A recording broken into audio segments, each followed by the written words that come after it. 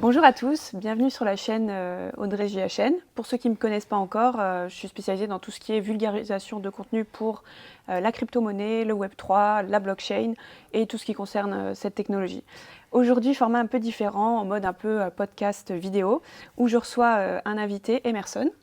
Enchanté. Bienvenue sur la chaîne. Eh ben merci. Et je vais le laisser se présenter pour ceux qui ne le connaissent pas non plus. Eh ben merci beaucoup. Merci beaucoup déjà de m'inviter sur cette chaîne. C'est un plaisir de partager la caméra avec toi. Donc moi du coup je m'appelle Emerson Eck. Je suis investisseur crypto depuis 2017-2018. Non, oui 2018.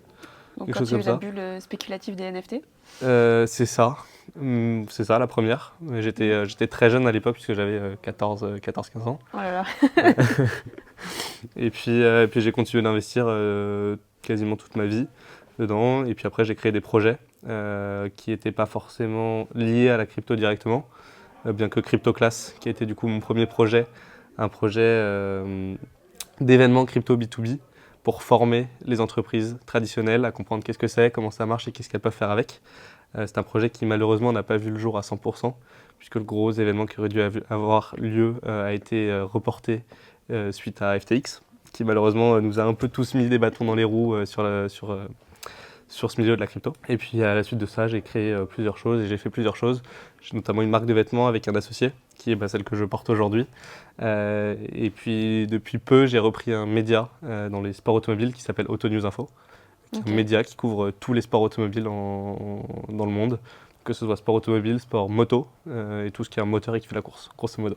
Ok. Voilà. On mettra les liens en description pour ceux que ça intéresse. 2023, ouais, effectivement, parce que toi, tu l'as dit, tu as été investisseur assez tôt en crypto-monnaie. Moi, je suis arrivée très tard, que ce soit sur la crypto ou l'influence, parce que j'ai commencé à m'y intéresser en 2020-2021.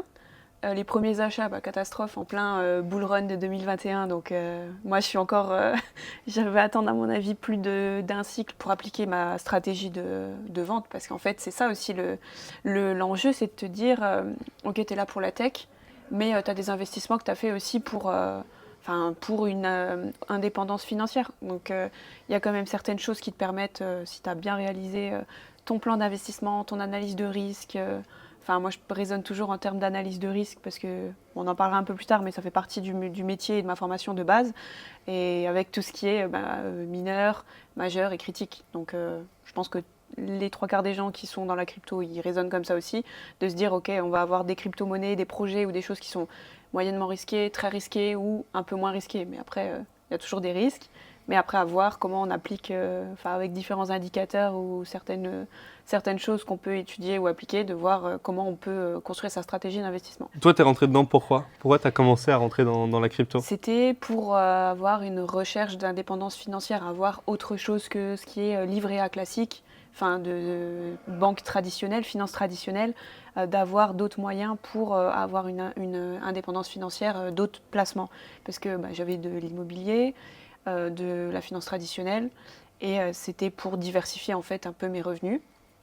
Et en fait, quand j'ai commencé à m'intéresser à ce sujet-là, c'est là que je me suis dit qu'il y avait quelque chose à construire sur tout ce qui était transmission d'informations. Donc moi, je sais que je déteste utiliser ce mot, mais on parle d'influence, parce que forcément, quand tu commences à bâtir une communauté sur les réseaux, et que tu commences à parler de certaines choses, de projets, d'investissement ou d'autres, et que tu fais des vidéos, du coup, tu es catégorisé directement dans le panier influenceur. C'est ça.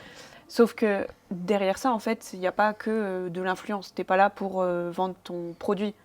On est d'accord. À certains moments, si tu vas faire de la collaboration, rémunéré, non rémunéré, avantage en nature, tu peux avoir plein de choses. Mais de base, en fait, c'est vraiment de la transmission d'informations. Tu regardes mes vidéos sur ma chaîne, il y a pas mal de choses où les projets, c'était des recherches personnelles. J'avais investi dans ces projets-là et c'est pour ça que j'en ai parlé en disant, ok, moi, qu'est-ce qui m'a attiré dans ce projet-là? La tech, la proposition de valeur ou encore autre chose. Je sais pas, il y en a c'était de la GameFi, il y en avait c'était des NFT, il y avait pas mal de choses qui étaient un peu différentes. Et en fait, tu as plein de narratifs différentes qui vont te faire poser des questions en disant ok, j'y crois pas. tape très bien aussi certaines personnes qui vont investir dans des projets dans lesquels ils ne croient pas, mais parce qu'ils peuvent voir un intérêt financier. Enfin, vraiment, il y a toutes les catégories possibles. Donc, quand on me demande à chaque fois, je veux me lancer en crypto, qu'est-ce que je fais? Bah, moi, ma réponse préférée, c'est ça dépend. Ça dépend. Pourquoi tu veux rentrer? Du risque que tu es prêt à prendre. Du risque que tu es prêt à prendre. C'est quoi ton budget? Tu veux investir en DCA? Enfin, il y a plein de solutions possibles.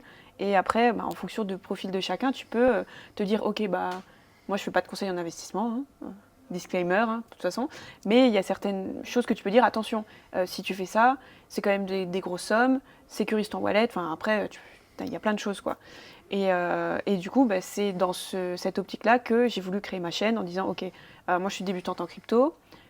Qu'est-ce qui m'a aidé à progresser? Qu'est-ce qui m'a permis de faire mes recherches?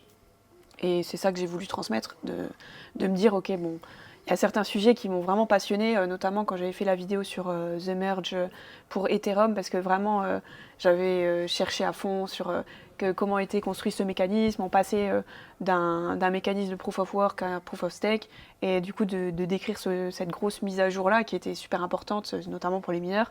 En fait, ça m'avait totalement passionnée sur, ok, en fait, j'aime bien ce qui est un peu tech. Là, j'ai un peu moins de temps pour faire mes recherches dans tout ce qui est vraiment fondamental. Mais cette année, je pense quand même que je vais réussir à dégager du temps pour pouvoir reprendre ces vidéos-là, parce que ça me manque quand même de faire ça. Mais les gens ne se rendent pas compte, quand tu tournes une vidéo de 10 minutes, toute la logistique qu'il y a derrière. Enfin, toi, tu tournes des vidéos, surtout quand tu fais des interviews, tu as plein de plans différents. Là, en face cam, encore, ça va parce que voilà, tu as ton truc. Mais voilà, il y a les scènes coupées, les fous rires, tu vois, les trucs que les gens voient pas. Et puis derrière, le montage. Puis même, moi, c'est surtout le travail de recherche en amont pour savoir qu'est-ce que tu vas dire, comment tu vas le dire, qu'est-ce qu'il faut présenter et qu'est-ce qui a moins d'intérêt à présenter. Parce que pour présenter un projet, tu peux passer des heures à présenter un projet. Mais ce qui va intéresser les gens, c'est surtout des vidéos courtes de 10-15 minutes et tu es obligé de présenter l'essentiel. Et c'est comment est-ce que tu fais ton travail pour présenter le plus important et le mettre en avant de la meilleure manière possible pour que ce soit compréhensible et par tout le monde. Ben c'est ça. Après, c'est vrai que je sais que j'ai certaines vidéos pour les débutants, en fait, enfin les débutants, les gens qui n'ont jamais mis un pied dans la crypto, il y a des choses que pour eux, c'est pas compréhensible. Moi, je sais que le test, c'est la famille. Tu vois, on a tous eu droit à alors ton bitcoin, t'es riche, enfin voilà, à Noël et tout ça. Mais c'est vrai que moi, c'est un peu la famille parce que bah, ils s'intéressent un petit peu de loin à ce que je fais. Donc ça permet, enfin des fois ils me posent des questions, des choses, et puis bah, en fait moi ça me passionne. Donc quand j'en parle, en fait tu te rends compte que tu les as déjà perdus quand tu as utilisé la preuve de travail, la preuve d'enjeu, même quand tu parles en français, ou stacker, crypto-monnaie, cold wallet, machin. Alors que pour nous, c'est des trucs très simples, tu vois, faire une transaction, MetaMask. Et c'est vrai que du coup c'est super intéressant. Enfin moi dans mon ancienne vie, entre guillemets, qui est vraiment mon passé professionnel, j'ai donné des cours à des enfants. Donc du coup, cette pédagogie-là, je l'ai, tu vois, pour m'adapter à différents niveaux et tout ça. Et ce qui fait que j'essaye de l'appliquer dans mes vidéos, mais c'est pas évident parce que tu peux avoir, tu as forcément du vocabulaire que tu es obligé d'employer, même pour les débutants. Donc déjà, la base quand tu veux te lancer là-dedans, c'est, ok, le vocabulaire crypto, c'est quoi? Et après, tu peux commencer à regarder des vidéos. Mais oui, du coup, c'est vrai que la crypto, on dit toujours c'est ouvert à tous. Mais il faut quand même un petit peu de vocabulaire, de compréhension de certains mécanismes, de choses très basiques avant de te lancer, parce que sinon, c'est là que tu vas faire pas n'importe quoi, mais que tu ne seras pas assez impliqué dans l'écosystème et tu n'auras pas une assez grosse compréhension de tout l'écosystème. Donc toi, c'est pour ça que tu as commencé l'influence. Ouais, la création de contenu. La création, c'est ce qu'on disait. Okay. Oui, la création de contenu, c'est vraiment de transmission d'informations, et puis en parallèle, c'est moi avoir une indépendance financière ou au moins des revenus complémentaires. Ça, c'est en tant qu'investisseur à titre personnel. C'est ça. On est parti à peu près du même postulat en fait, parce que moi, quand j'ai créé les événements, donc CryptoClass, la raison pour laquelle je les ai créés, c'est justement pour pouvoir transmettre de l'information auprès de B2B qui n'étaient pas assez renseignés. Alors on n'a pas utilisé la même solution, toi tu as utilisé les réseaux sociaux et ta chaîne YouTube du coup. Mais moi c'est plus B2C. Toi c'est clairement du B2C. Et moi, tu as du B2B parce que tu mets en avant certains projets qui sont B2B, et puis même certaines personnes qui vont regarder tes vidéos sont des professionnels, ou des professionnels à devenir dans cet écosystème-là.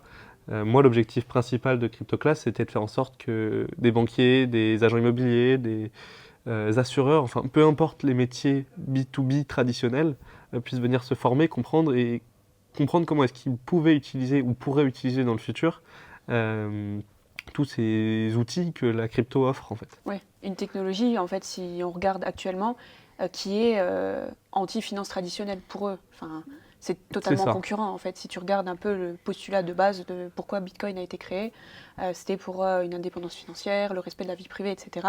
Ce qui fait qu'effectivement, par rapport à des entités centralisées où tu vas avoir une banque, une institution qui va pouvoir, on va dire, avoir une vue sur ton argent, tes informations personnelles, etc., bah, la crypto, pour l'instant, c'est encore mal perçu, comme c'est pas assez régulé.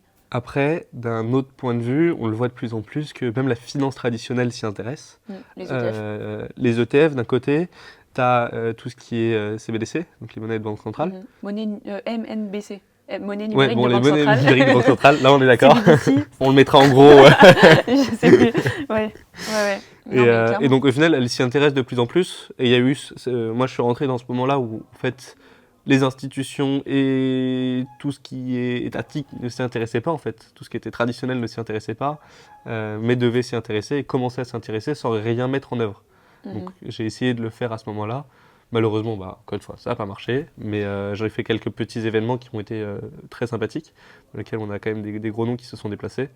Et moi, c'est la raison pour laquelle en fait, j'avais commencé l'événementiel. Mais après, c'est intéressant. Puis de toute façon, tu as une question de timing un peu pour tout. Hein. C'est comme le Covid, ceux qui ont lancé du business en plein Covid ou d'autres choses. Bah là, effectivement, FTX, je pense que ça a été un gros coup pour pas mal d'industries dans la crypto, même malheureusement des particuliers aussi qui avaient stocké leur argent sur la plateforme. Et c'est pour ça que maintenant, d'autant plus, la régulation arrive, il y a des choses qui sont en place, il y a pas mal d'audits qui sont faits auprès des différents échanges qu'on peut connaître dans le monde entier pour justement renforcer cette sécurité auprès des consommateurs. Parce que de base, si on écoute un peu les institutions, c'est la crypto c'est dangereux, il ne faut pas s'en approcher. Et là, ça se transforme un peu plus en ok, donc on va petit à petit vers cet univers, vers ces technologies que la blockchain peut offrir, mais il y a certaines choses à prendre en compte, dont la formation sur l'investissement financier auprès des institutions. Et donc toi, maintenant qu'on a parlé de comment est-ce que tu es rentré dedans et de pourquoi est-ce que tu parles d'investissement sur ta chaîne YouTube, dans quoi tu investis? Quels sont les projets dans lesquels tu investis dans les grandes lignes et pourquoi et comment est-ce que tu prends tes investissements? Alors, moi, au tout début, j'avais commencé avec, on va dire, un truc que j'appelais ça peu risqué. Si tu veux, c'était de l'investissement passif. Donc, crypto.com, Ok. de base, parce que tu avais une carte avec un cashback.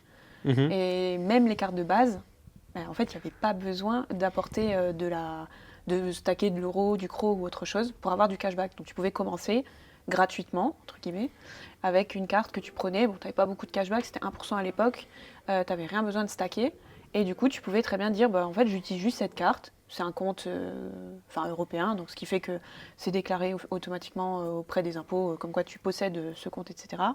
Donc effectivement, tu dois te KYC, etc. Mais ça te permettait de te dire, ok, je commence la crypto avec des a priori où tout le monde te dit, la crypto c'est dangereux, c'est une arnaque, machin, c'est pour acheter des trucs qui sont illicites et tout ça. Donc tu rentres avec un pied comme ça dans la crypto, c'est correct parce qu'en plus, c'est correct. Chacun a son point de vue, mais toi en fait, quand tu sais pas trop où tu mets les pieds, en fait, c'est backé par une institution. Maintenant, ils sont régulés en France, donc c'est reconnu. Et ça te permet d'avoir aussi accès à une plateforme où tu peux acheter des crypto-monnaies. Parce que tout le monde n'a pas forcément de base accès aux crypto-monnaies par le minage. Il y en a même, j'ai envie de te dire, très peu qui ont vraiment accès aux crypto-monnaies par le minage. Moi, j'ai jamais miné, tu vois. C'est quelque chose qui m'intéresse, mais j'ai pas encore Et puis, déployé. j'ai envie de te dire, c'est un vrai métier, le minage. Donc, soit tu fais appel à des professionnels qui prennent ça. pour toi. Et dans ce cas-là, en fait, tu as toujours plus ou moins les mêmes risques, même si c'est fait par des professionnels. Oui, parce que tu passes par un intermédiaire. C'est ça, mais d'un autre côté, tu gagnes moins parce qu'ils prennent un pourcentage. Ouais, c'est Donc ça. au final, tu as plus ce risque de se dire, au final, si on n'est pas trop rentable, je le suis encore moins parce que déjà, les machines, je les ai achetées à travers eux. Puis après, c'est eux qui gèrent tout, donc ils prennent un pourcentage sur la gestion ou autre. Oui, et puis quels sont les risques si jamais les machines elles sont à l'étranger, il y a plein de choses qui peuvent faire. Et puis si jamais ton prestat il dépose le bilan, si jamais L'augmentation du coût de l'électricité, il fait un gros scam et qu'il part avec ta thune et qu'il a jamais acheté les machines, tu vois, basiquement il y a plein de questions que tu peux te poser en passant par tes prestats. Donc c'est pour ça qu'il faut se renseigner sur les bons prestats. J'en citerai aucun. Non, parce qu'après, on va encore dire que c'est une secte et puis Ouais, c'est ça. on est d'accord. Mais il se reconnaîtra. Non, mais le minage, c'est une manière pour rentrer dedans.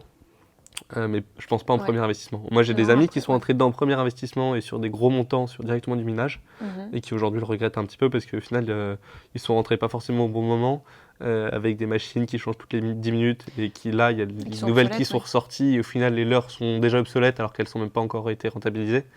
Donc c'est complexe le minage, ça peut être intéressant, mais encore une fois, ça dépend des profils. J'en profite pour vous parler du sponsor du jour qui est Nodi. Et Nodi, c'est quoi? C'est une petite box, si vous allez voir, est pleine de grandes idées. Donc après 2 ans de R&D, ils ont développé un produit qui est totalement compact, tout en un, qui vous permet de miner du Bitcoin ou de participer directement à la loterie intégrée de Bitcoin. Elle va vous permettre aussi de réaliser des paiements sur le serveur Bitcoin, mais c'est aussi un nano-ordinateur qui va être capable de supporter toutes les applications du Web3 qu'on connaît actuellement ou les nouvelles qui vont arriver bientôt. L'avantage de Nodi, c'est que vous allez pouvoir l'utiliser directement chez vous parce que c'est un Bitcoin full node et vous allez pouvoir l'utiliser en totale autonomie. C'est marrant parce que ce device, il ressemble à une toute petite box, mais vous allez voir que c'est un nano-ordinateur qui va vous permettre d'avoir des utilisations diverses. L'avantage de Nodi, c'est qu'en fait, quand vous débutez, que ce soit sur le mining ou la crypto-monnaie, c'est un outil qui est très intéressant parce que vous n'avez pas besoin de compétences particulières pour pouvoir exécuter le node. L'écran tactile du device va vous permettre de l'utiliser très facilement. Avec Nodi Wallet, vous n'aurez aucun problème de hack ou de piratage. Vos bitcoins sont en sécurité. Vous gérez vous-même vos fonds et vous êtes protégé. Comment est-ce que tu es rentré dedans et quels sont tes investissements aujourd'hui en fait? Bah moi, j'ai accédé par les plateformes centralisées où du coup j'ai découvert via crypto.com, Binance, Bybit à l'époque. Ça m'a permis en fait d'acheter des cryptos. Et je m'intéressais pas mal aussi au projet Gala Games. Donc c'était de la GameFi, donc Ok. des jeux sur la blockchain. Pareil avec en fait, tu achetais des NFT, tu avais des compétitions toutes les semaines. Et quand tu te classais en fonction des différents jeux que tu pouvais avoir, bah, ça te permettait de récupérer soit des NFT, soit des cryptos. Et c'est vrai que là, je sais qu'ils sont encore en train de développer fort. Ils ont changé pas mal leur stratégie sur le token, la tokenomics, etc. J'ai plus du tout le temps de jouer parce que j'avoue que j'ai des projets professionnels qui me prennent énormément de temps et c'est super intéressant, mais du coup, j'ai plus du tout le temps de jouer et puis de m'intéresser à tout ça. Qu'est-ce que j'ai? Bah, forcément, Ether et Bitcoin. Ouais. Là, c'est ce que j'ai. Bitcoin ton principal? Non, Ether. Ether ton Ether, principal? le principal. Tous les NFT, c'était sur Ether. Et Bitcoin, en fait, j'en ai acheté super tard. J'en ai acheté en 2022. Moi, j'en ai- 2023. 2023. Moi j'en ai acheté aussi beaucoup en 2023 Mhm. au final. Et bah, du coup, j'ai rechargé. À 16. Alors, bah, j'ai pas non, j'ai loupé le coche et j'ai racheté à 22. D'accord. Et ton moyen d'achat sur Bitcoin, il y a combien? Bah, un peu plus haut, je dirais 30 quand même. Ah oui, ok. Ouais, mais ouais, c'est ça. Ok. Mais ouais, parce que j'ai commencé à en racheter quand il était à 22, puis après c'est remonté un petit peu. Donc, Moi j'en ai acheté beaucoup là en 2023. Ce qui au final efface quasiment mes investissements d'avant. Parce que j'ai eu la chance de plutôt bien réussir ce que je faisais à côté. Et du coup ça m'a permis d'acheter pas mal de crypto. Et là en 2023, ouais, j'ai bien rechargé le Bitcoin et j'ai rechargé sur des zones de temps en temps à 18, moins de 18. Ce qui fait que mon plan moyen d'achat doit être à 21. donc, du coup, toi, t'as acheté en DCA ou non? T'as acheté en fait à certains moments où tu t'es dit, ok, Un peu des deux. ok. J'avais du DCA pour me dire, de temps en temps, quand j'avais vraiment pas le temps, parce que j'étais sur d'autres sujets, de regarder ou que je regardais vraiment de loin, je mettais en DCA, comme ça je me Mhm. dis, moi j'ai pas le sujet. Mais après, ce que j'aime bien faire, c'est du DCA dans certaines zones, quand je sais que la zone là, ici, c'est une bonne zone d'achat. Ok. Et en fait, je vais aller cibler quand même. Moi, je suis rentré dedans par du trading, donc j'ai encore commencé le trading à 14 ans, très jeune. Ça fait plus de 6 ans, du coup, maintenant que je fais vraiment du trading et que j'en fais beaucoup. Ce qui me permettait de me dire, ok, là, c'est les bonnes zones d'achat et autres. Oui, tu avais déjà étudié, on va dire, les différents charts en te disant, ok, là, par rapport à ma stratégie, j'estime que ce point d'entrée-là, c'est le bon. C'est ça. Et du coup, j'en ai acheté beaucoup sur 2023, ce qui m'a bien fait descendre. Et là, je suis bien content et j'attends que ça monte encore pour revendre. Oui, bah après, ça dépend de la stratégie que tu as mis en place. Mais en fait, c'est ça le plus dur. C'est acheter, c'est pas dur. C'est C'est à quel revendre. moment tu vends, en fait. J'ai envie de dire, le bull run, là, même le mini bull run qu'on vient de connaître, est plus stressant que le bear. Je sais pas toi, comment tu l'as ressenti. Bah, j'étais contente, parce que du coup, comme moi, ma stratégie fait que bah, c'est pas du tout le bon moment pour moi pour vendre. Et bah, en fait, je me dis que bah, c'est bien déjà, ça redonne des couleurs au marché.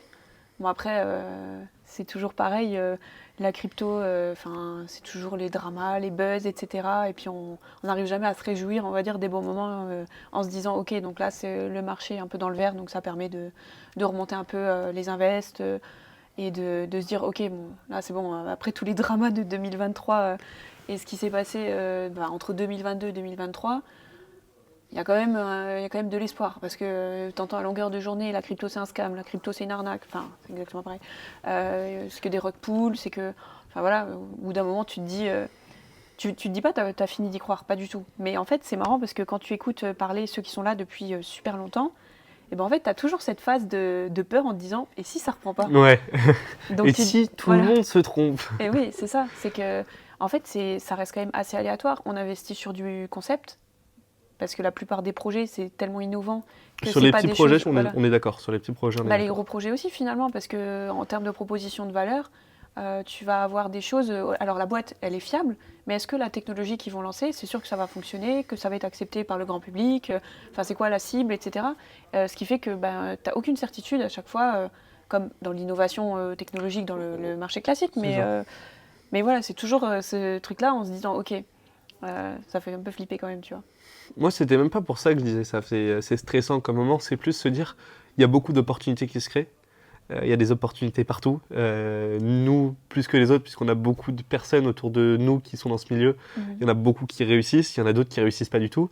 Et de se dire, ok, quel investissement je vais prendre? Comment est-ce que je vais prendre mes investissements pour ne pas rater ce coche du bull run Oui, mais qu'on ça, sait. c'est FOMO alors, du coup. Mais c'est même pas FOMO, c'est plus se dire, comment est-ce que je vais faire pour ne pas rater ce coche du bull run qui va avoir lieu là une fois, et puis après on va sûrement repartir en bière parce que c'est toujours comme ça dans tous les cas. Comment est-ce que je fais pour faire en sorte de maximiser mon bull run pour que je prenne les bonnes positions plutôt au bon moment, que je sorte plus ou moins au bon tu moment, perds le moins possible que- et que tu gagnes le plus possible. c'est ça, que j'ai les bonnes stratégies pour justement réussir sur ce bull run. Et le fait de se dire, ok, les décisions que j'ai prises sur les zones d'achat, c'est bien, c'est facile. Se dire là il faut acheter, c'est facile.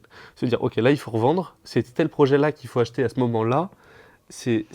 Alors il y a un peu côté trader dont je parle moi parce que c'était mon milieu et que je suis quelqu'un je suis jeune donc j'ai une grosse appétence au risque. Parce que je me dis que si c'est pas maintenant en fait ce sera jamais.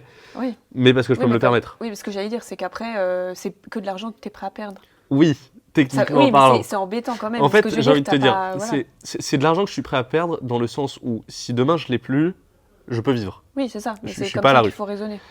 Après, si c'est de l'argent que je perds, c'est comme si demain tu prends LVMH à Bernard Arnault, il va pouvoir continuer de vivre, mais ça va vraiment le faire chier quand même. Oui, mais ça c'est normal. Mais peu importe.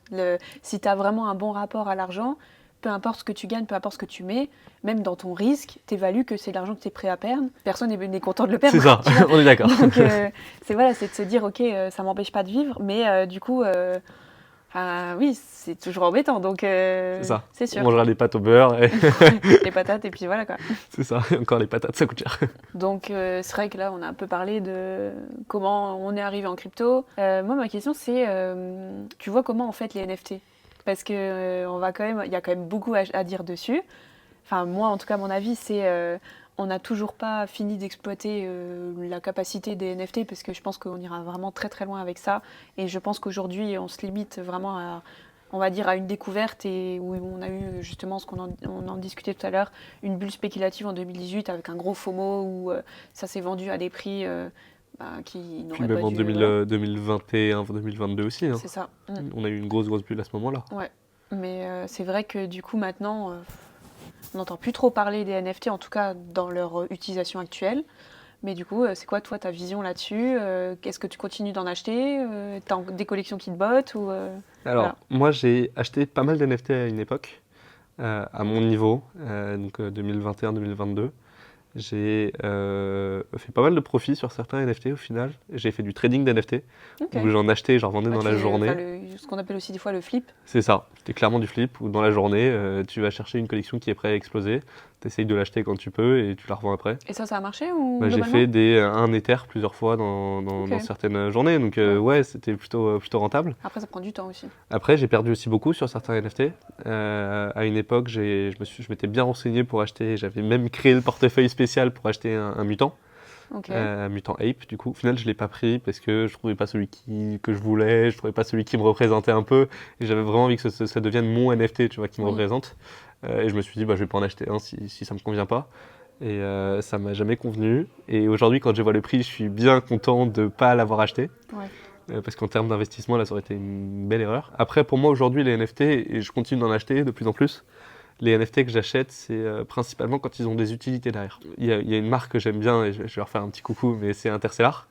Oui, Euh, bah, t'as une application directe, quoi. Bah, c'est ça. Et moi, j'en ai plusieurs des bouteilles chez eux. Du coup, t'as ouverte ou pas? T'as burn le NFT ou pas? Non. Non, mais parce que c'est pour moi aussi un investissement sur de long terme, le vin. J'aime bien le vin, j'aime bien l'alcool.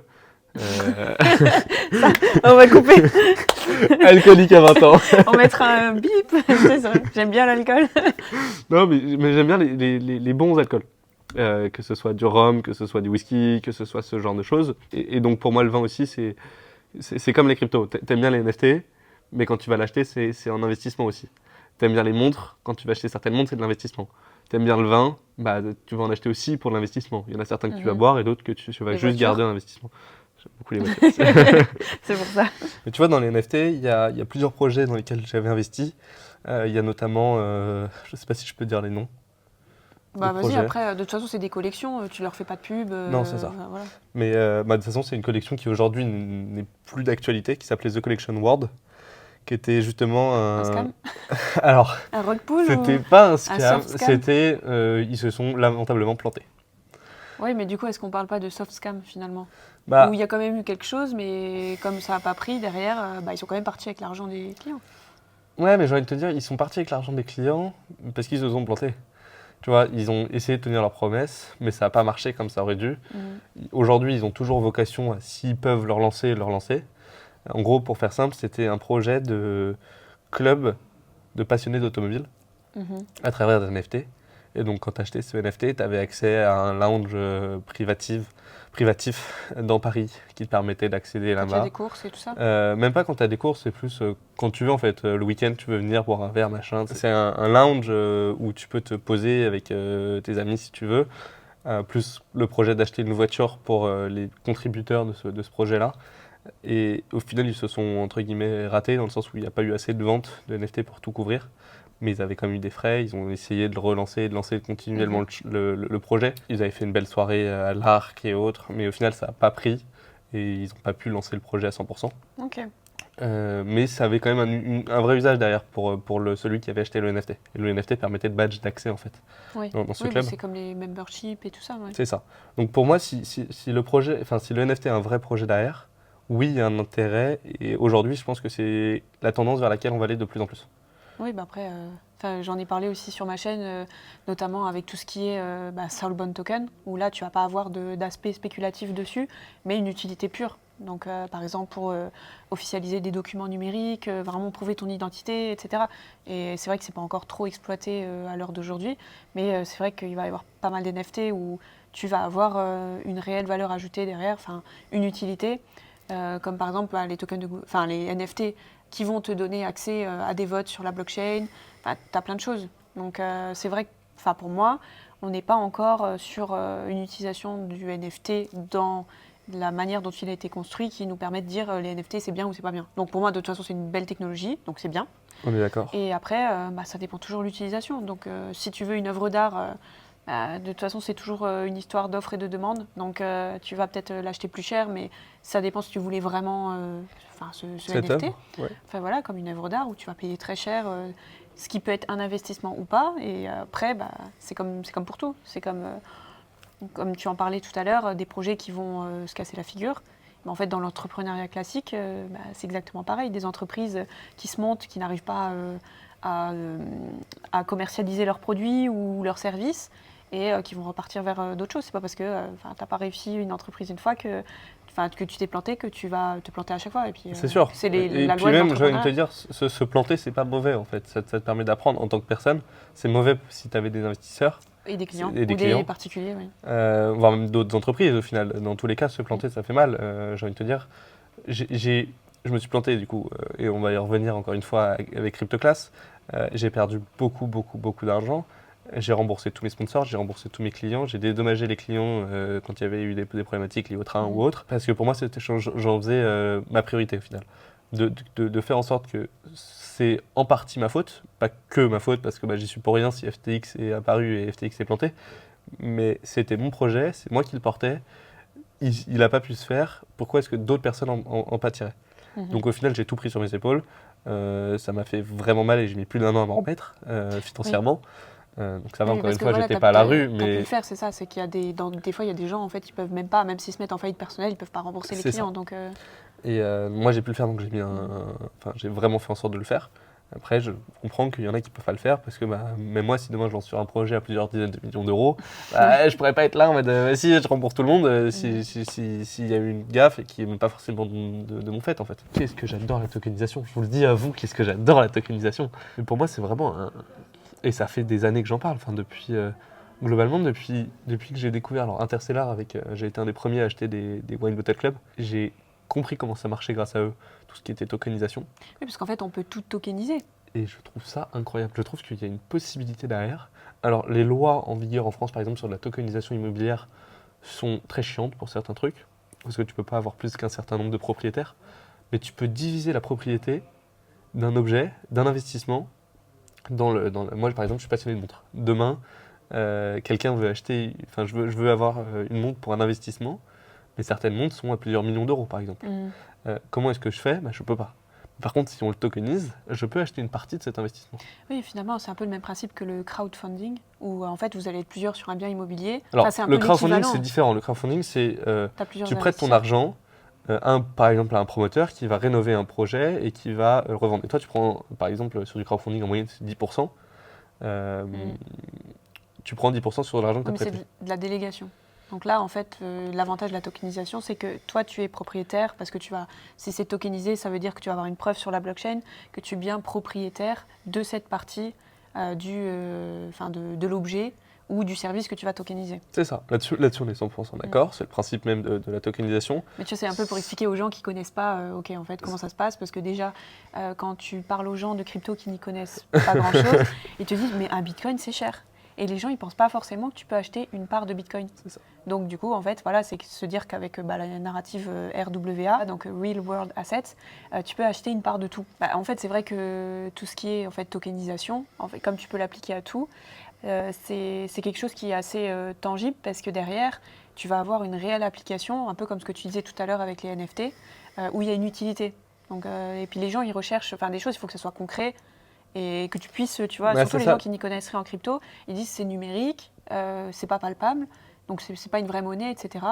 Et là, le fait d'avoir quelque chose, soit un service en retour, soit un objet, soit une part d'investissement dans quelque chose, ça te permet en fait d'avoir une visualisation sur dans quoi je mets mon argent. C'est ça. Tu ramènes du concret sur quelque chose qui est 100% numérique. Et moi, je pense que ça va être très le point que je voulais voir et que je voulais dire ce que tu disais tout à l'heure. Oui, on a une preuve sur la blockchain qu'on est propriétaire d'une partie.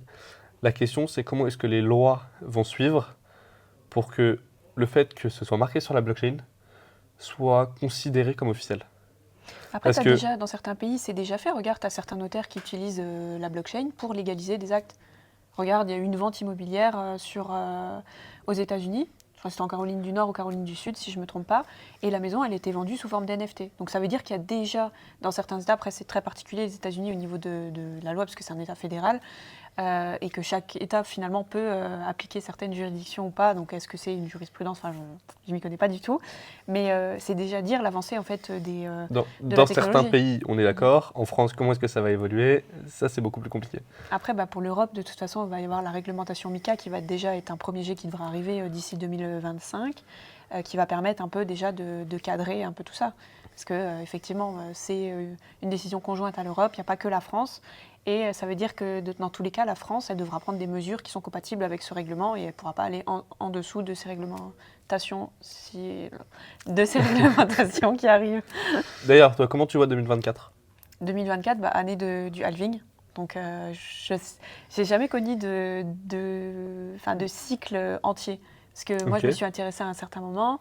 je suis revenue à un certain moment et c'est là que j'ai vraiment commencé à m'intéresser à la crypto, vraiment en 2022, quand j'ai commencé ma chaîne, donc après Terra Luna. Donc tu vois, entre... Ah ouais. ah oui, Terra Luna, première vidéo, le lendemain de Terra Luna sur la chaîne, etc. Ouais, donc, D'accord. ouais, je me suis dit, ouais, mais c'est incroyable en fait ce qui s'est passé. Dans tous les sens du terme, pas incroyable, c'est trop bien, pas du tout. Ah non, ça fait du C'était mal à beaucoup de incroyable, personnes. c'est ça, c'était incroyable dans le sens où, ok, en fait, qu'est-ce qui s'est passé? Comment on peut l'expliquer? Comment on peut l'éviter? Et finalement, on s'est rendu compte que ça a été une cascade de drama dans cette année-là, parce que c'était même pas une question de technologie, c'était une question de stratégie. Après, Terra Luna, c'était un peu particulier parce que c'était un stablecoin qui reposait sur une technologie de stablecoin algorithmique. Donc en fait, qui fonctionnait sur un certain montant finalement, parce que avec un certain montant, tu pouvais finalement faire bugger le protocole Et c'est ce qui s'est passé. Et c'est ce qui s'est passé. Donc là, finalement, c'était quand même stratégique et technologique. Mais le reste, c'était juste incroyable. C'était une farce. Enfin, FTX, c'était juste une blague. C'était le plus gros échange mondial, deuxième plus gros échange mondial. Après, ça a toujours eu un peu lieu, hein. Ça a toujours été un peu le cas, des gros exchanges qui se cassent la gueule. Quand tu regardes MTGOX, je l'ai bien proncé, oui, je vais pas me faire frapper. Oui, MTGOX, t'as beaucoup de gens je ne veux qui pas me faire frapper par les anciens. Bitcoin Maxi. Ouais, les dinos, restez dans votre coin. MTGOX, en plus, les gens n'ont toujours pas été remboursés. Non, alors c'est en cours. Ça devait déjà être l'année dernière. Pareil, FTX, les gens n'ont pas été tous remboursés, je sais pas. Alors, je reçois les mails. Moi aussi, mais je ne les ouvre pas. Non, mais c'est pas ça, c'est que j'ai eu la chance, je sais pas, il y a quelque chose qui me disait, parce que moi, je voulais justement tellement diversifier mes plateformes que j'avais ouvert un compte sur FTX, mais que j'ai trouvé leur système de validation du KYC tellement pénible que j'ai dit, ouais, c'est bon, ça me saoule, je le fais pas. Et du coup, je ne l'ai pas fait, parce que sinon, j'aurais investi au même titre que les gens qui ont eu confiance dans la plateforme et qui ont investi. Donc, j'ai eu de la chance, parce que j'ai esquivé Celsius, j'ai esquivé Terra Luna, j'ai esquivé FTX, et donc au moins, même si mes investissements, la stratégie que j'ai utilisée pour mes investissements n'a pas été super si optimisée, et au moins, je n'ai pas été scammée ni sur des NFT, ni sur des échanges. Donc voilà. Moi, FTX, je me suis pas fait avoir pareil, en fait. J'ai créé mon compte un mois et demi ou 2 mois avant que ça crash. Grâce à un super ami qui m'a dit vas-y, va dessus, t'inquiète, c'est super intéressant, t'as des super rendements et tout. Je lui ai dit ouais, j'ouvre le compte, je mets 200 ou 300 balles dessus histoire de voir comment fonctionne la plateforme. Là, c'était vraiment, j'ai pas mis d'argent, c'était juste pour voir en fait. Mais donc j'ai mis quelques centaines d'euros histoire de voir comment ça fonctionnait, tu vois. Oui, pour déjà voir la plateforme, les options, etc. Parce que du coup, si tu fais du trading, tu compares aussi un peu les plateformes pour voir. C'est intuitif, les frais, etc. Et les outils que tu peux avoir. C'est ça. Et puis tu peux vite faire une erreur d'inattention. Tu vois, par exemple, là, j'ai relancé un trade récemment, j'ai pas fait gaffe. J'étais en levier 100 alors que je voulais être en levier 10. Je me suis fait dégager en 50 secondes tout ce que j'avais mis sur de l'Ether. Donc c'était même pas comme si j'avais tradé quelque chose qui était ultra volatile. Donc quand tu vas sur une nouvelle plateforme, tu dois te faire la main dessus, comprendre comment ça marche, ok, les leviers sont là, tout ça fonctionne bien. Quand j'ouvre mon ordre, il passe bien, quand je le ferme, machin. Et donc j'avais mis un peu d'argent, mais très peu dessus, tu vois, juste histoire de dire, pour voir que ça marchait. Et quelques semaines après, au revoir. Oui, donc j'étais bien content et j'ai bien esquivé. Ça, c'est ce qu'on souhaite à tout le monde. Hein. Ouais. C'est ça, hein. Franchement, moi, ça ne m'a pas touché personnellement, mais pour les gens, je me suis dit, mais t'as des gens, ils ont tout mis dessus, quoi. Ils ont choisi qu'une plateforme, ils n'ont pas voulu diversifier, etc. Ou ils n'ont pas pu, ou c'était dans la stratégie. On ne sait pas, tu vois. Ils avaient prévu, je sais pas, de commencer par FTX et tout ça. Donc, chacun est différent, et il y en a qui n'ont vraiment pas eu de chance, il y en a qui n'ont pas pu sortir. Il y a tellement de cas possibles que, oui, en fait... il n'y a pas de risque zéro. Même les plateformes dans lesquelles tu peux avoir le plus confiance, tu peux avoir des accidents. Et c'est pour ça, en fait, la crypto, c'est diversifier. On en vient au... qu'est-ce qu'on peut dire aux gens qui débutent dans la crypto ? C'est déjà, tu prévois d'investir de l'argent que tu n'as pas besoin. On tient à rappeler quand même que ceci n'est pas un conseil en investissement. C'est juste que s'il y a certaines personnes qui vont s'intéresser à ce domaine-là et qui veulent rentrer dans ce milieu-là, il y a des choses essentielles en fait, qu'il faut prendre en compte avant d'investir de l'argent. C'est de l'argent. L'argent, on en a besoin pour vivre. En fait, je serais même un petit peu différent dans tout ce qui est toujours dit. Après, tu prends le risque ou non de publier. Mais c'est pas... et moi, je pars du principe, c'est pas... N'investissez pas de l'argent dont vous n'ayez pas besoin. C'est n'investissez pas de l'argent dont vous n'ayez pas besoin pour vivre et subvenir, par exemple, aux besoins de votre famille si vous avez une famille. Oui, mais c'est ça. Mais il faut quand même que, et c'est mon point de vue, que ce montant soit assez significatif. Alors, peut-être pas au tout début quand tu te fais la main dessus, mais quand on parle vraiment d'investissement, pour que quand tu investisses, tu fasses les choses intelligemment et que tu réfléchisses avant de les faire. Si tu mets 10 euros comme tu mettrais 10 euros au casino, tu vas pas réfléchir en fait dans ce que tu vas faire et tu vas pas apprendre. Ça dépend. En fait, moi, c'est toujours ça dépend. Mais en fait, je pars du principe que tu fais une analyse de risque sur, ok, est-ce que je suis capable de mettre de l'argent de côté tout le mois? Tu as des gens en France qui sont pas capables de mettre même 20 euros de côté, ils peuvent pas, tu vois. Donc pour eux, tu dis comme mettre 10 euros au casino, mais finalement pour eux c'est de l'argent. Enfin, ils comptent tout et c'est de l'argent qu'ils peuvent même pas investir. Donc, en fait, tu n'as pas de petites sommes. C'est toujours un ratio par rapport à ce que tu gagnes, de ce que tu peux mettre de côté ou pas. Et dans ce que tu mets de côté, comment tu vas le mettre de côté? Moi, je vois toujours ça en part, pourcentage, ratio, prorata de ce que tu es capable de faire. D'accord. Moi, je disais 10 euros pour non, l'exemple, par exemple, dans ma situation. Ce que je veux dire, c'est qu'après, dans les commentaires et sur Twitter, tu sais très bien la twittosphère, enfin la X-sphère, comment elle est très... virulente. J'allais justement faire de l'ironie en disant comme elle est bienveillante, tu vois, la communauté Twitter, il faut y penser et utiliser les bons mots si tu veux pas te faire rappeler à l'ordre sur... Non, mais pour moi, il faut quand même mettre une part significative dans le sens où il faut que quand tu fasses ton investissement, tu prennes le temps de bien le faire. Et pour moi, tu vas pas prendre le temps de bien le faire si tu n'as rien à y gagner. Oui, donc, si c'est de l'argent que tu n'as vraiment pas besoin et que tu te dis... entre guillemets, je suis trop riche, peu importe, hein, tu peux considérer que tu es riche avec 10 euros, mais si je les perds, je m'en fous et du coup, je fais pas forcément ce qu'il faut pour bien les investir. C'est ça. Ouais, mais après, de toute façon, c'est une question de caractère et de vision des choses. Tu as des gens qui vont tout faire à l'arrache et qui vont se dire, de toute façon, vas-y, moi je te donne mon argent, fais ce que tu veux avec, tout ça. Ça, surtout à éviter. Je l'ai fait. Ça marche pas. Alors, ça peut. Mais vraiment, coup de chance, quoi. Mais après, moi, je l'ai dit à beaucoup d'amis aujourd'hui autour de moi dans la crypto. Globalement, j'investis et je commence à investir de plus en plus dans des projets. Et quand j'investis dans ces projets, souvent, je vais investir parce que j'ai confiance en la personne en face. Il y a beaucoup de projets, tu vois, si on parle, je sais pas si je peux citer de nom, mais au pire, tu mettras des bips. Oui, mais, non, mais si, tu peux citer après. Mais tu vois, par exemple, Florent Gabriel. Oui, avec blog.io. Avec blog.io. J'ai été un de ses premiers clients. J'aimais bien la personne. Il m'a. Mais tu l'as connu aussi en tant qu'entrepreneur. Je l'ai connu, c'est ça. Il avait fait ses preuves, si tu veux, dans la manière dont il avait déjà contribué à l'écosystème. Plus ou moins, mais je commençais à bien le connaître, mais je le connaissais pas aussi bien que je peux le connaître aujourd'hui, tu vois. Et je lui ai fait confiance quand même dès le début. Mais après, c'est une question aussi de valeur. C'est ça. Moi, je pars du principe que si j'ai un bon feeling avec une personne, je peux investir en lui ou dans ce qu'il me propose comme projet en face. Ça a été le cas avec Interstellar, par exemple. Aujourd'hui, ils me disent vas-y, cette bouteille-là, pour telle ou telle raison, c'est intéressant. Je lui dis, tu me le conseilles? Il me dit oui, j'y vais.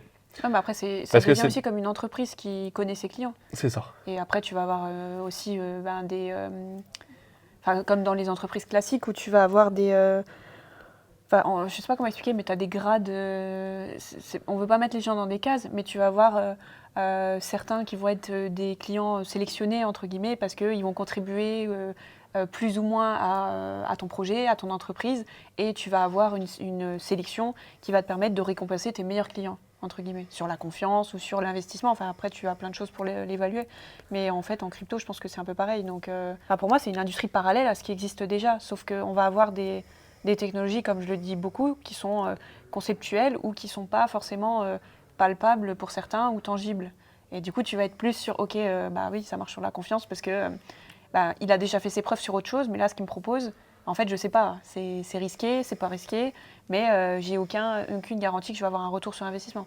Après, on sort un peu là des conseils pour les débutants, parce que là, pour le coup, je pense que ça rentre vraiment dans les conseils qu'on va se donner entre nous qui investissent depuis longtemps et qui investissent depuis longtemps dans tout ce qui est crypto. Pour des vrais débutants, dans tous les cas, tu connais pas forcément les personnes qui sont derrière le projet. Ah, c'est ça. T'es pas régulièrement avec eux, donc tu peux pas vraiment juger là-dessus. Mais donc on va repartir sur les débutants. Je pense que c'est mieux quand même pour clôturer cette vidéo. Oui, c'est ça. Après, la stratégie que tu vas définir, ça va vraiment dépendre de ton profil. Si tu as le temps en fait pour t'intéresser à différents projets, différentes cryptos, tout dépend en fait de ce que tu vas vouloir, parce que tu as des gens oui, tu as le retour sur investissement, mais tu as aussi, bah oui, mais du coup, je veux que mon argent, il contribue à quelque chose. Je ne vais pas juste investir sur le top 10 crypto, par exemple, en me disant top 10, très peu de risques, en enlevant les Et stablecoins. encore, ça dépend. Oui, mais tu vois ce que je veux dire, c'est que c'est ce que les gens ils se disent. Ils vont se dire, si c'est top 10, alors peut-être que mon rendement de performance ce sera moins important, mais moins de risque aussi de perdre. Enfin, Bitcoin, tout le monde se dit que s'ils investissent dans Bitcoin, tu n'investis pas à l'ATH si tu veux un retour sur investissement, entre guillemets. Quoi? Non, mais tu vois ce que je veux dire, c'est dans le sens. Non, mais il y a après, tu beaucoup de sais gens jamais qui ont quand est-ce que acheté- c'est l'ATH aussi. Oui, mais c'est ça. Mais ce que je complexe. veux dire, c'est que les gens de 2017, bah, ils sont contents d'avoir acheté Bitcoin en 2017, c'est monté en 2018. Et voilà, ceux de 2018 qui l'ont acheté en pleine ATH, ils sont contents en 2021 de se dire j'ai acheté en 2018. Donc c'est toujours une question de timing, de comment on se place, de ta stratégie, etc. Même là, finalement, les gens qui ont connu Bitcoin des tout premiers, c'était un pari très risqué. C'est la première crypto-monnaie. Il n'y avait aucune assurance que ce concept allait marcher. Tu vois, maintenant, on célèbre tous les ans le Pizza Day de Bitcoin, C'est où ça. on a acheté deux pizzas pour 10 000 Bitcoins, si je ne me trompe pas. Ouais, 20 000? je sais plus Ça, je c'est- sais plus enfin, voilà. exactement, mais Donc tu te dis, première transaction. première transaction en Bitcoin, c'est deux pizzas. Et aujourd'hui, les gens, ils se battent pour se dire, c'est bien d'acheter Bitcoin à 45 000 ou non, ou j'en achète pas. Enfin, tu vois, donc tu as quand même un gap entre ça valait rien, parce qu'au tout départ, il n'y avait pas assez de gens qui s'intéressaient à ça, on a sorti un ETF Bitcoin où les institutions prennent de plus en plus part à cet investissement, en fait. On est d'accord. Je rajouterais aussi que pour les débutants qui commencent avec des petits capitaux, si ils veulent vraiment, et là ça dépend des profils et de leur appétence au risque, mais si ils veulent vraiment aller chercher quelque chose d'intéressant et des vrais retours sur investissement, il ne faut pas aller sur les principales capitalisations. Il faut préférer aller chercher des choses plus risquées, parce qu'ils sont sur des petits capitaux, que d'aller sur des grosses capitalisations dans lesquelles au final ils vont retirer potentiellement quelques dizaines d'euros parce que ça fait x2. Ça dépend du profil. Oui, mais c'est ce qu'on dit toujours. En fait, Toujours. les conseils, En fait, ça dépend. c'est compliqué et je fais rarement cet exercice-là de parler face à une caméra et d'avoir des gens que je ne connais pas forcément en face de moi qui vont écouter ce que je dis. Mais globalement, moi, dans mon cadre, moi par exemple, je vais prendre pour moi. J'ai commencé avec des tout petits capitaux que je me suis permis très jeune d'investir parce que au final, j'ai commencé à travailler très jeune. Que j'ai volé la carte bleue de ma mère et que je lui ai filé du cash en échange pour pouvoir investir. J'ai commencé avec des petits capitaux, j'ai pris beaucoup de risques dès le début. Et au final, c'est ce qui m'a permis de gagner assez rapidement au final. Oui, mais après, c'est toujours la même question. C'était une question de timing, de chance ou pas. En fait, on ne sait pas, tu vois, parce que Et après, c'est vrai que si tout le monde applique les bonnes méthodes, on serait tous millionnaires. Et on voit bien que ça ne marche pas comme ça. Non, c'est sûr. Il faut répartir pour se laisser plusieurs chances. Si on met plusieurs investissements, on a plusieurs chances de gagner et de réussir son investissement en tout cas. Mais dans tous les cas, il faut faire en sorte de faire plusieurs investissements sur différents petits tokens à différents moments. Parce que la période peut jouer aussi. C'est-à-dire qu'on peut investir sur 5 tokens différents et au final, la période fait que les 5 tokens se cassent la gueule. Après, c'est vrai que c'est pour ça qu'on préconise aussi l'investissement par DCA. C'est que la plupart du temps, les plateformes, c'est des outils faciles qu'ils proposent, qui te permettent un peu de lisser le prix à partir duquel tu vas commencer à investir. Parce que si tu regardes, c'est aussi de la chance de dire, ok, je sais que Bitcoin ne descendra pas plus bas que ça, j'achète tout à ce moment-là, et finalement, il redescend encore. Donc tu l'auras acheté bas, mais peut-être pas aussi bas que si tu avais fait du dollar cost averaging. Donc en fait, tu as plein de choses, tu as plein d'outils que tu peux mettre en place, mais tout dépend aussi de ta stratégie. Et moi, la deuxième chose que je trouve la plus importante, c'est, ok, donc tu as une part investissement, donc ça c'est déjà un risque, mais derrière tu as, ok, mes assets, comment je les sécurise? Donc ça, après, c'est de base. Après, tout le monde fait du contenu là-dessus. Moi, j'avais fait aussi du contenu. Je trouve que les cold wallets, c'est quand même une très bonne solution pour sécuriser des cryptos. Moi, c'est ce que j'ai aujourd'hui. J'ai très peu de toilettes. J'ai encore un peu d'argent sur un CX, mais il ne faut pas le dire. Et aujourd'hui, 95% est protégé sur des cold wallets, répartis dans différents endroits. Petite technique d'ailleurs, moi, c'est ce que je fais avec mes seed phrases. Divisé en 3. Première partie, deuxième partie sur une feuille. Deuxième partie, troisième partie sur une autre feuille. Première partie, troisième partie sur encore une autre feuille. Répartie dans 3 endroits différents. Ça peut être des coffres forts en banque, ça peut être des proches, ça peut être n'importe quoi.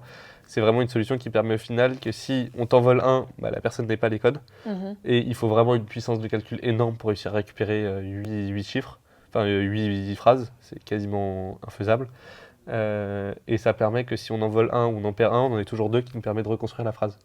Donc par exemple, on a, je sais pas moi, pire des cas, il y a la maison qui brûle. Oui, parce que ça, c'est un risque aussi. Hein. Ça peut arriver. T'as ta maison qui brûle. Oui, ou tu déménages, ou tu te fais cambrioler, enfin, il y a plein de choses. Ouais. Donc au final, tu peux pas te faire voler ta seed phrase, tu peux pas te la faire détruire, enfin tu peux te la faire détruire, mais tu trouveras toujours une solution. Et c'est pour moi une des meilleures solutions pour sécuriser sa seed phrase aujourd'hui. Je trouve que je l'entends pas assez sur les différentes vidéos que je vois, donc je la partage ici.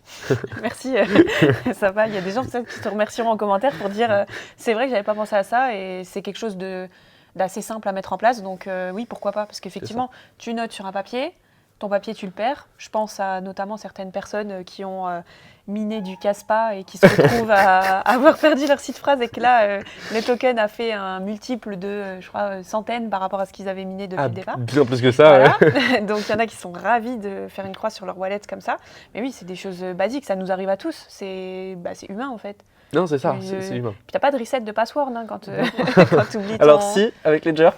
Ouais, mais après, c'est un abonnement que tu prends et ça veut dire que tu vas encore sur en fait, il faut faire confiance. Une délégation. Donc, tu n'es plus propriétaire toi-même de tes identifiants qui te permettent de sécuriser ta crypto. On est d'accord. C'est une solution, mais après, voilà, nous, en crypto, on se dit, on n'aime pas. Déjà, toutes les cryptos, elles ne sont pas forcément appréciées par tout ce qui est... déjà, tu vas avoir la guerre Bitcoin maximaliste où c'est que Bitcoin, les autres, c'est pas de la crypto. Et ensuite, au sein des cryptos, tu vas avoir la guerre, notamment avec Ripple, etc., de pourquoi ça a été créé. Enfin voilà, il y a plein de choses à dire, mais dans tous les cas, moi, pour récapituler, je dirais quand même, c'est renseignez-vous bien sur les projets.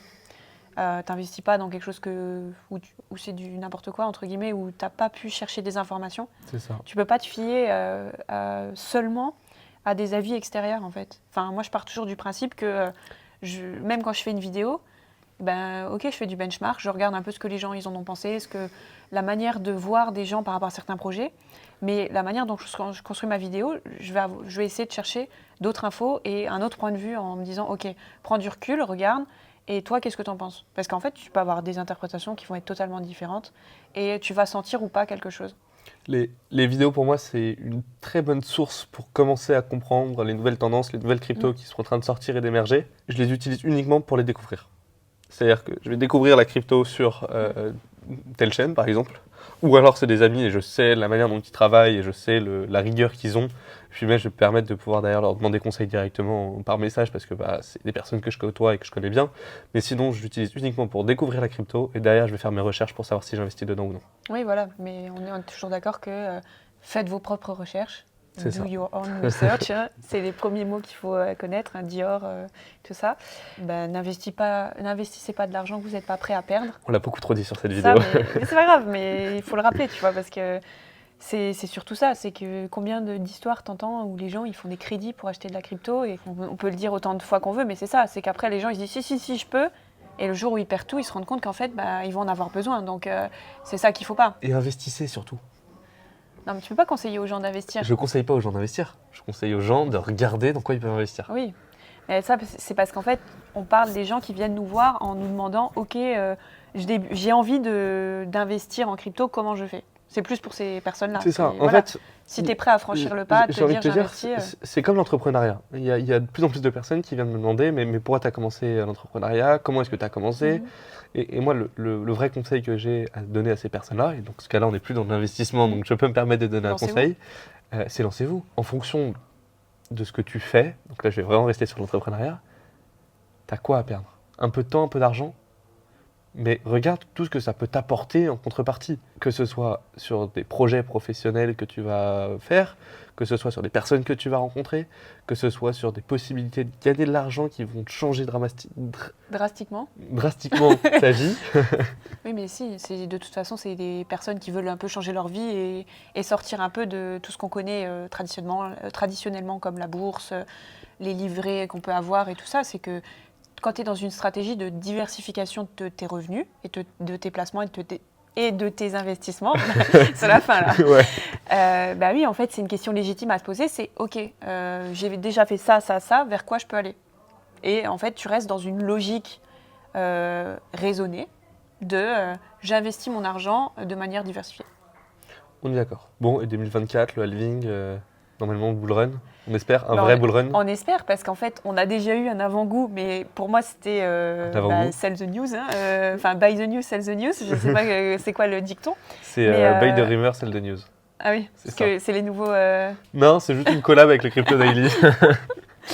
Mais oui, c'est dans le sens où effectivement, il y a eu un gros pump de Bitcoin à ce moment-là, parce que on voyait venir de l'investissement, moi je appelle ça de l'investissement indirect finalement, de la part des institutions quand ils ont créé les ETF. Oui, d'accord. Et c'est vraiment avant la création, l'approbation des ETF, parce que ça a été aussi encore un sketch avec la SEC qui nous a retardé. Qui s'est fait hacker aussi en même temps. Hacker, apparemment. On ne saura jamais. On ne saura pas. Est-ce que c'était un tweet programmé mais avec une mauvaise date. Un mauvais timing. Ça arrive. C'est possible. C'est tellement lunaire que du coup, effectivement, ça a mis du temps à sortir. On avait quand même la certitude que ça allait être approuvé, mais ça a mis tellement de temps à sortir que du coup, oui, effectivement, il y a quand même pas mal de mouvements à ce moment-là sur les marchés. Et on est bien content d'avoir vu un Bitcoin à 49 000 $. Donc c'est vrai que voilà, on se dit c'est déjà un début. Avec le halving, on verra comment ça se comporte par rapport aux différents cycles qu'on a pu connaître. Parce qu'effectivement, quand on entend parler différentes personnes qui sont dans la crypto depuis très très longtemps, personne n'est persuadé qu'on va avoir un bull run avec le halving. Non, mais parce que le marché ne s'est pas comporté de la même façon. Jamais été, même si on regarde sur... J'ai connu le bull run de 2017-2018, alors j'étais moins impliqué dedans, mais et je connaissais moins l'écosystème, mais les gens ne savaient pas que ça allait repartir en fait. Oui, c'est ce qu'on disait tout à l'heure, tu as toujours de l'incertitude du marché en fait. Et c'est pas là plus qu'avant, en fait, personne n'a jamais été sûr de rien. On a des croyances, et moi plus ça va, plus j'investis en fonction de mes croyances. Je pars du principe que si je me plante, au pire c'est que j'ai mal cru, et tant pis, ça peut arriver. Mes croyances et de mes connaissances, les deux vont de pair. Mais personne ne sait vraiment en fait. Et on peut le savoir que quand ce sera le cas. Donc il faut y aller et essayer. Bon, et merci beaucoup d'avoir... merci d'être intervenu aussi sur la chaîne. Ça permet un peu de diversifier le contenu aussi. C'est ça. Parce que c'est vrai que ça permet d'actualiser un petit peu, d'avoir une vision sur 2024, sur les cryptos, d'avoir une petite vision aussi sur l'entrepreneuriat. Parce que mine de rien, quand on crée du contenu, peu importe le domaine, c'est quand même de l'entrepreneuriat parce que on gère sa chaîne, on gère son temps, on gère des projets différents. Et c'était très sympa d'avoir cette discussion qui tourne autour de cet écosystème. Et bientôt sur la chaîne. Avec plaisir. Et puis à la limite, tu pourras me rejoindre sur la mienne aussi quand je la lancerai. Ouais, parce que là, je pense que je vais en lancer une dans pas longtemps pour parler d'entrepreneuriat et tout. Je pense que j'ai un petit peu à dire dessus. Donc, non, je pense que ça peut être pas mal. Les gens, ils aiment bien aussi connaître un peu les backgrounds. C'est pas seulement la face visible de l'iceberg, mais aussi la face cachée de... en fait, c'est pas juste je me mets devant une caméra et puis je parle et puis voilà, terminé, c'est publié, etc. C'est tout l'investissement, le temps, l'argent ou ce qu'on peut mettre derrière. Et vraiment, on parle d'investissement personnel, d'énergie, etc. Donc, on sait ce que c'est. Bon, merci beaucoup. Ouais, merci. Merci à tous d'avoir suivi cette vidéo. J'espère que le contenu vous a plu. Je vous donne rendez-vous pour une nouvelle vidéo. À très bientôt. C'était Audrey JHN. Allez, ciao.